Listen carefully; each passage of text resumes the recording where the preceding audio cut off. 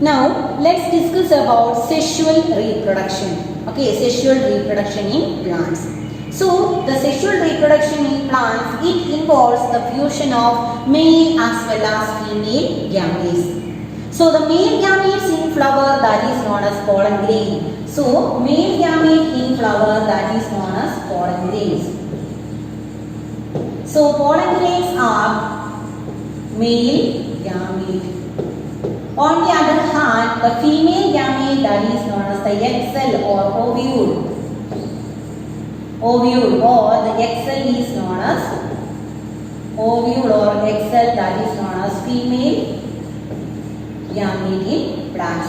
So the fusion of pollen grains as well as or the male gamete as well as the female gamete, that results in the formation of zygote. Clear? So plants, the main reproductive part of the plant, okay, main reproductive parts of the plant, that is known as stamen and pistil. Okay, main reproductive part of a flower, that is known as stamen and pistil. Stamen, that is the main reproductive part, and pistil, that is the female reproductive part. Stamen means it is male reproductive part which consists of anther and filament. On the other hand, pistil, that is a female reproductive part, and it consists of stigma, style and ovary.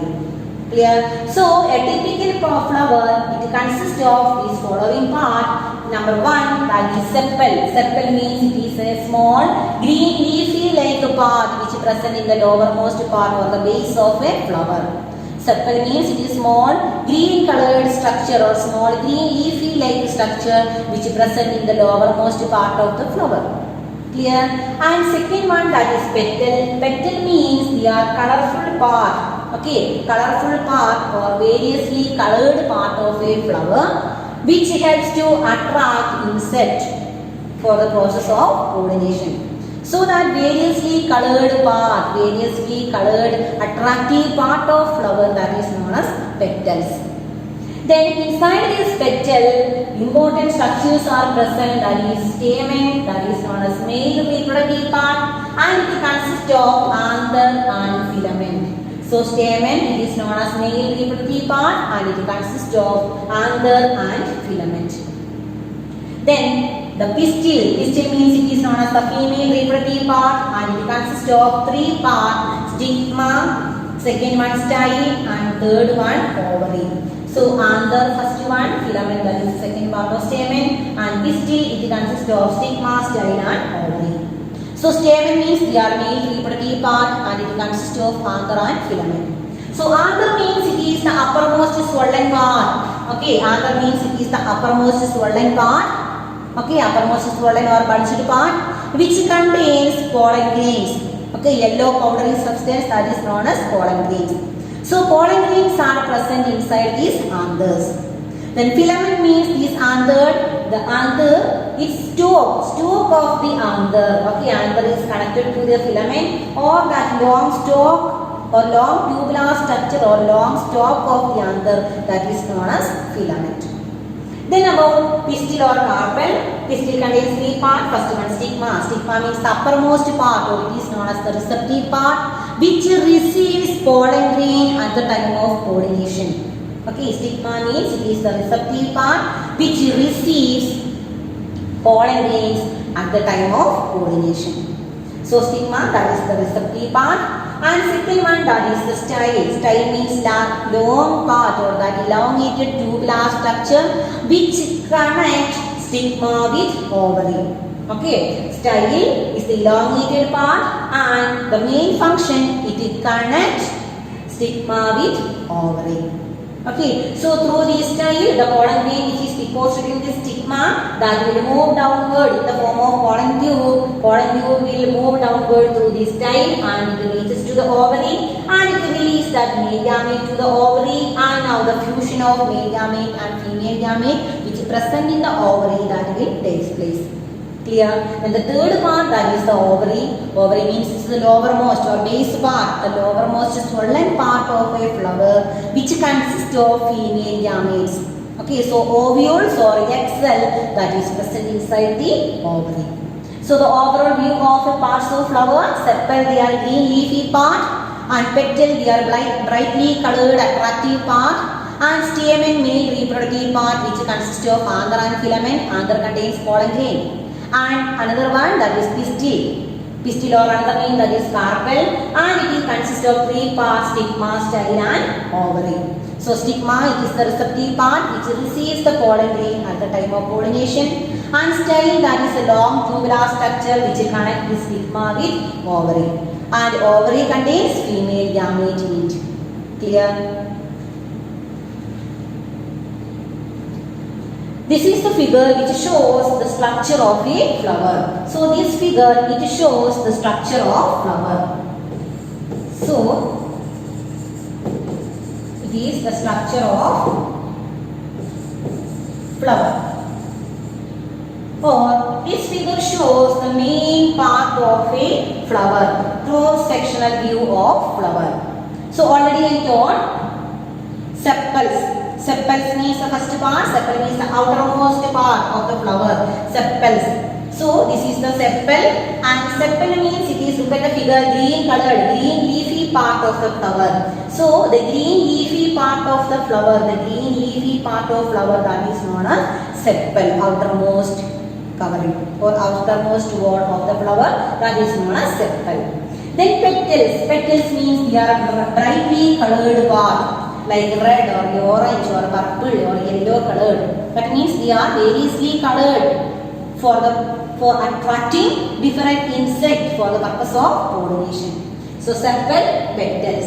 Then male reproductive part, that is known as stamen. So this is stamen, and the main function of stamen, it contains male gamete. Okay, so two parts of stamen, one is anther and second one, that is filament. So some anther means, look at the figure, this swollen part, that is known as anther, and it contains yellow colored powdery substance, that is known as pollen grains. Okay. So that yellow colored powdery substance, that is known as pollen grain. So pollen grains are yellow powdery substance and which forms male gamete. Clear? And this anther, it continues downward, or the stalk of the anther, that is known as filament. Clear? Then the female reproductive part, that is known as the pistil or carpel, and three parts. First one, uppermost, this is the uppermost receptive part. So the pollen grains that fall over the stigma. Okay, pollen grains that fall over the stigma, or it is the receptive part, or pollen grains that will fall over the stigma at the time of pollination, and gradually this pollen grain, it starts to grow downward. The tubular structure, that is known as pollen tube. So pollen tube will form and start to move downwards through this style. So it will move downwards through this style. It will move downward through the style and it reaches to ovary. So this ovary contains egg cell or ovules for female gamete. So from this ovary, the subsequent fusion of male nucleus as well as female nucleus, okay, male and female gamete or its nucleus will take place, and it results in the process of fertilization, or it results in the formation of zygote. Clear? So the main function of stigma, it receives pollen grains at the time of pollination. Clear? And long tubular structure which carry that pollen grain or that pollen tube downward to the ovary, or which connect stigma with ovary, that is known as style. Then the third part of pistil, that is known as the ovary. So this is the ovary, and this ovary contains female gamete. This dotted structure, it is known as ovules. It forms female. So these ovules, it forms female gamete. Clear? So this is the overall view of structure of typical flower. So once again, sepals are green leafy-like structure, petals are brightly colored part, and stamen, it forms the male reproductive part which consists of anther and filament. Anther contains pollen grains or male gamete. Then the female reproductive part is still, it contains uppermost receptive part that is known as stigma, and stigma continue as a long tube which connects stigma with ovary that is known as style, and this pollen tube which forms at the time of fertilization, it will move downward and it enters to ovary. So ovary contains ovules, and when this pollen grain or pollen tube reaches to the ovary, the male gamete, the fusion of male gamete as well as egg cell takes place and zygote is formed. So this is the overall view of the structure of typical flower. So now let's discuss about the process of fertilization. How does the fertilization takes place in plants? Okay, so the pollen grains, first step, the pollen grains that fall on the stigma. So pollen grains that will fall on the stigma. Then next what will happen? When it falls on the stigma, second step, it absorbs nutrients from the stigma. Okay, second step, it absorbs nutrients from the stigma and it start to grow as a pollen tube. That particular structure is known as pollen tube. So pollen grains, it absorbs nutrients from the stigma and it start to grow as a pollen tube. So long tubular structure that is known as pollen tube. And this pollen tube, it carry third step, this pollen tube, it carry important part, 2 male gamete, not only one, 2 male gamete. Okay, so pollen tube carry 2 male gamete, and it move through the style, it move through style downward and it reaches to the ovary. So when it reaches to the ovary, fourth step, what happens? It releases male gamete to the ovary. So 2 male gametes are here, so it releases male gamete to the ovary. And fifth step, among that 2 male gamete, the 1 male gamete it fuses with egg cell and form zygote. 1 male gamete that fuses with the egg cell and it forms zygote. Then the second one, sixth step, the second male gamete or the another male gamete that fuses with the polar nuclei and it forms endosperm nucleus. Okay, the egg cell or the embryo sac of flower, it contains 2 polar nuclei. Okay, so this second male gamete that fuses with that 2 polar nuclei and form endosperm nucleus. Okay, endosperm nucleus. So endosperm nucleus means it is the nucleus of endosperm. Endosperm means it is the nutritive tissue which provide nourishment to the seed. So nourishment to the embryo. So endosperm nucleus. So endosperm nucleus is formed. Then the last one, since there is 2 fertilization takes place, in case of plant the fertilization is known as double fertilization. Because 2 fertilization takes place because 2 male gamete and 1 male gamete it fuses with egg cell and it produces zygote. Then second type of fusion, that is another second male gamete that fuses with polar nuclei and it helps in the formation of endosperm nucleus. Endosperm, that is the nutritive tissue which provide nourishment to the embryo. So 2 fertilization, 2 fusions are takes place. That is why in case of plant the fertilization is known as double fertilization.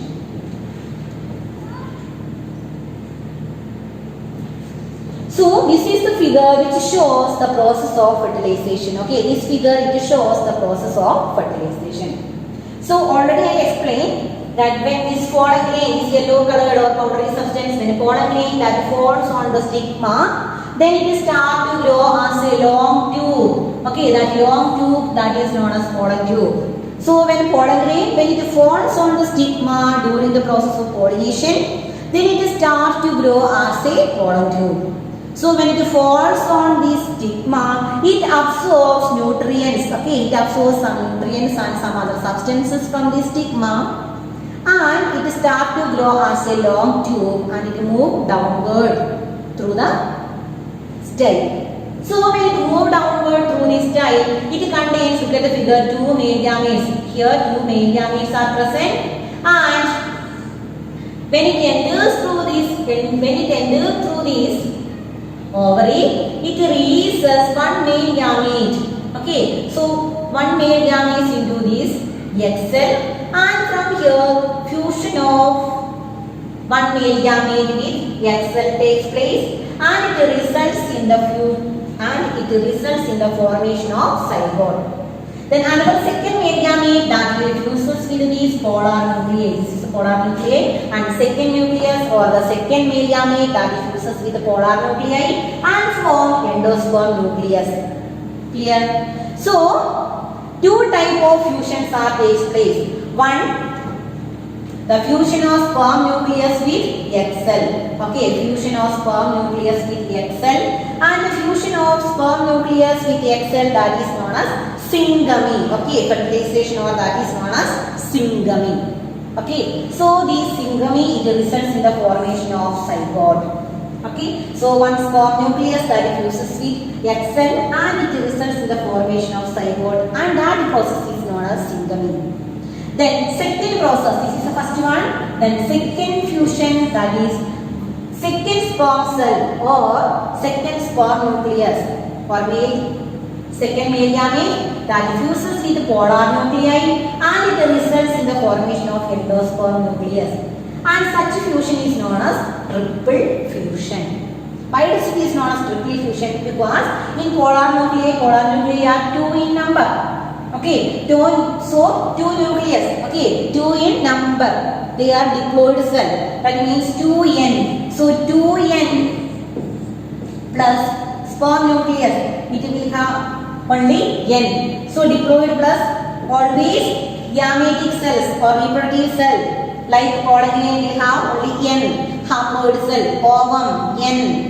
Haploid in nature, sperm, haploid in nature. Male gamete, haploid in nature, n. So fusion of one n with 2n. Okay, 2n means this endosperm nucleus, that is 2 are there. So 2n, diploid in nature, not haploid structure. So it is known as triple fusion. Okay, so 3 n's will form or it is known as triple fusion. Clear? Because since endosperm or the polar nuclei, it consists of 2 or diploid cells. Okay, 2 nuclei, fusion of 2 nucleus. Okay, so that is why it is known as triple fusion. So 2 nucleus of this endosperm as well as 1 from this male gamete. Okay, so there are 3 nucleus. So it is known as triple fusion. So the process of fusion of these both like the syngamy as well as triple fusion. Syngamy and triple fusion, they together known as syngamy and triple fusion, they together known as double fertilization. Okay, the process of syngamy as well as triple fusion, it together known as double fertilization. Here, because in case of plant, the fertilization is known as double fertilization. Why does it is known as double fertilization? Because two types of fusion takes place in case of plants. Because one is fusion of one male gamete with egg cell, which results in the formation of zygote, as well as second fusion, that is second male gamete that fuses with polar nuclei and it results in the formation of endosperm nucleus, that is known as triple fusion. So in plants, the syngamy as well as the triple fusion, they together known as double fertilization. Clear? So that is why in case of plant, the fertilization is known as double fertilization.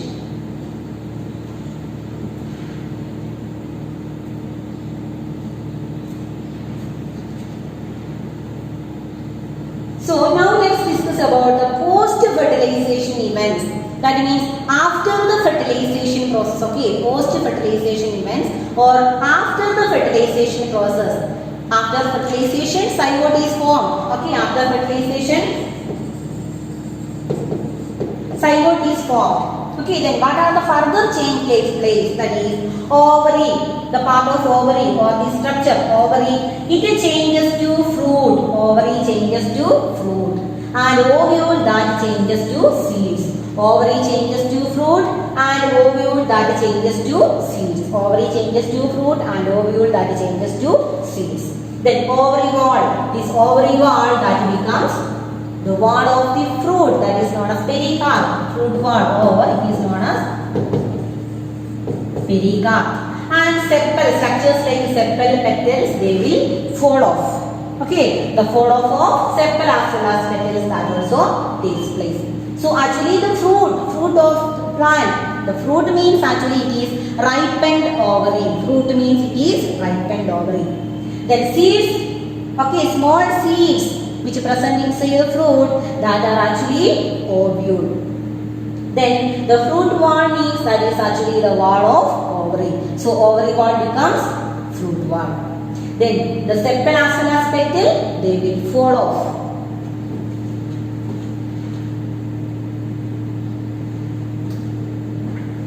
Next important process, that is pollination.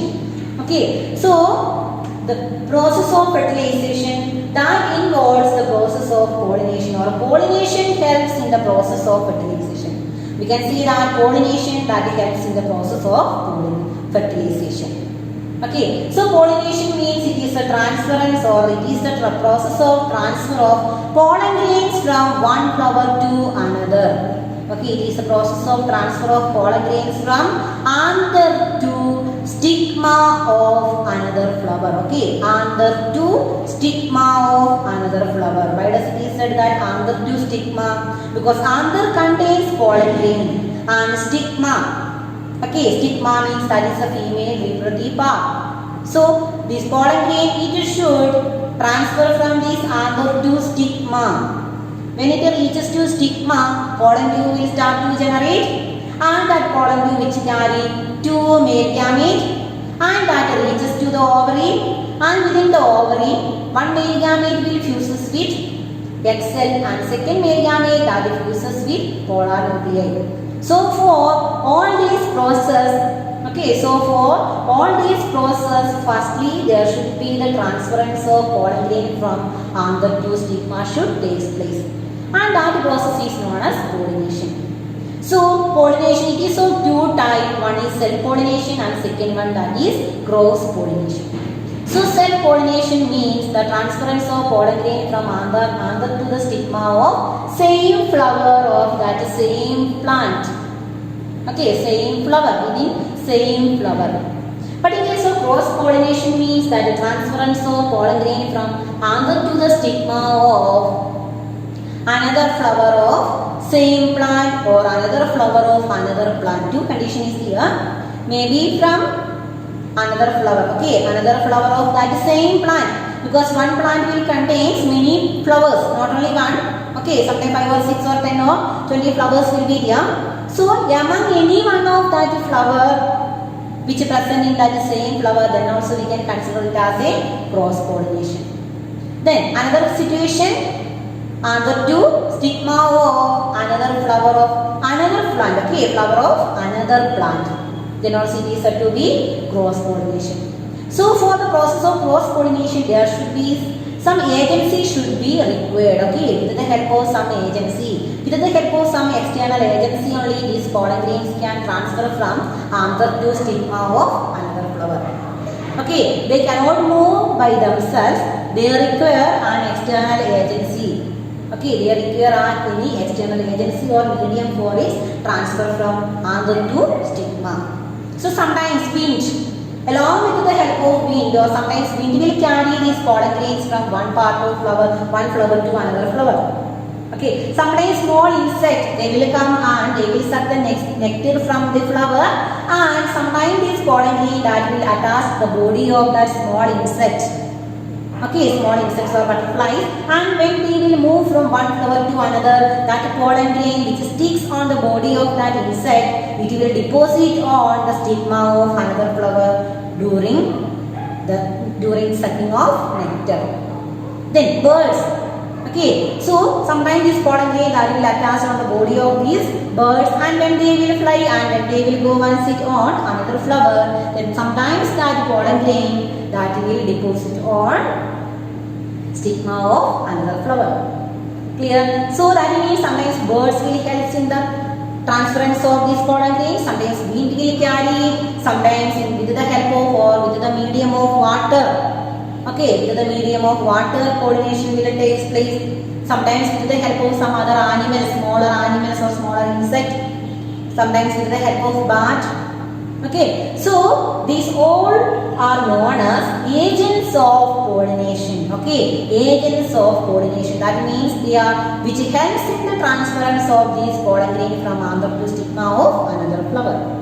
Clear? So, cross pollination, transference of pollen grains from anther to stigma of another flower of same plant or another plant. So, it requires some external agency for pollination or for the transference of pollen grain from one flower to another. Then self-pollination means it is the transference of pollen grain from anther to stigma of same flower, not flower of that same plant. Transference will take place within that same flower itself. So it do not require any agency for pollination. So in case of insected pollinated flowers, they will have some particular adaptations.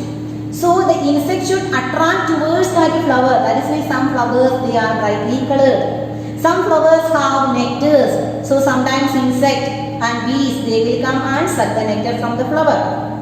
Some flowers they will have very good smell. Okay, fragrance will be there. So all these are some particular adaptations to attract small insects as well as birds towards that flower and which helps in further pollination.